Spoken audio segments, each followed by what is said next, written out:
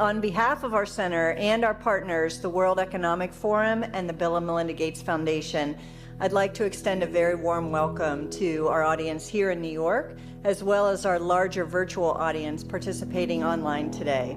The Event 201 scenario is fictional.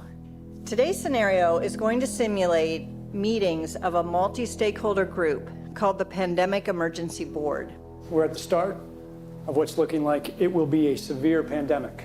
And there are problems emerging that can only be solved by global business and governments working together. There's been some conspiracy theories that are around about the potential that pharmaceutical companies or the UN have released this for their own benefit. And maybe this is a time for us to showcase some cases where we are able to bring forward some bad actors and leave it before the courts to decide whether they have actually spread some fake news.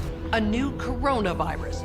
Infected people got a respiratory illness with symptoms ranging from mild flu-like signs to severe pneumonia. In related news, a significant demand for personal protective equipment like N95 masks and gloves are on the rise. Patients are overwhelming healthcare facilities. People are avoiding public spaces out of fear of infection and in compliance with public health recommendations. Our U.S. affiliate has just released polling results on public expectations for a vaccine, and 65% of those polled are eager to take the vaccine, even if it's experimental. I'm not optimistic about having the vaccine in time to be relevant during this pandemic. With enough money and political will, anything is possible. Penalties have been put in place for spreading harmful falsehoods, including arrests. If the solution means controlling and reducing access to information, I think it's the right choice. What exactly are the risks and benefits of staying home from work? Absolutely, we need to save lives, but we literally cannot afford a heavy-handed response that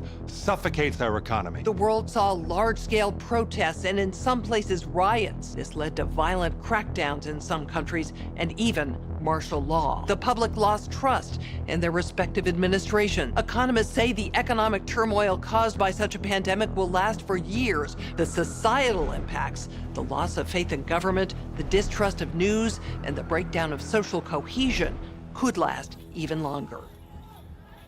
We have to ask, did this need to be so bad?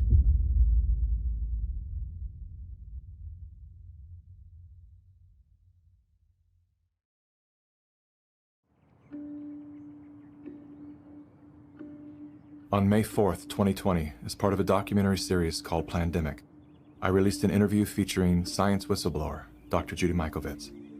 The interview received fierce backlash for spreading what the media declared dangerous conspiracy theories. As a father and a veteran media producer, there was no way that I would release harmful information into the world during a moment as vulnerable as now. I had known Dr. Judy for 2 years before filming her interview.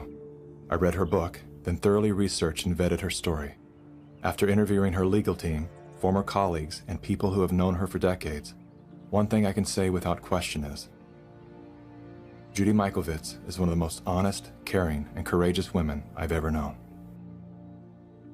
Why then would the most powerful forces of big tech, politics, media, and medicine go to such extreme measures to silence her voice all over the world? And why did all of the debunkers invest so much ink and airtime defaming Dr. Judy's character while avoiding very real revelations pertaining to patents, conflicts of interest, and the deadly corruption pervading our global health organizations? To get to the bottom of these questions, as well as many others, I've spent the last several weeks interviewing scholars from all over the world, among them top doctors, distinguished scientists, and Nobel laureates. I also sat down with Dr. Judy for a follow-up interview and to give her the opportunity to respond to critics. You can see that full interview on the Plandemic website. While you're there, make sure to dive down the rabbit hole, where you'll find additional videos, documents, and scientific studies that support the claims and perspectives put forth in the Plandemic series.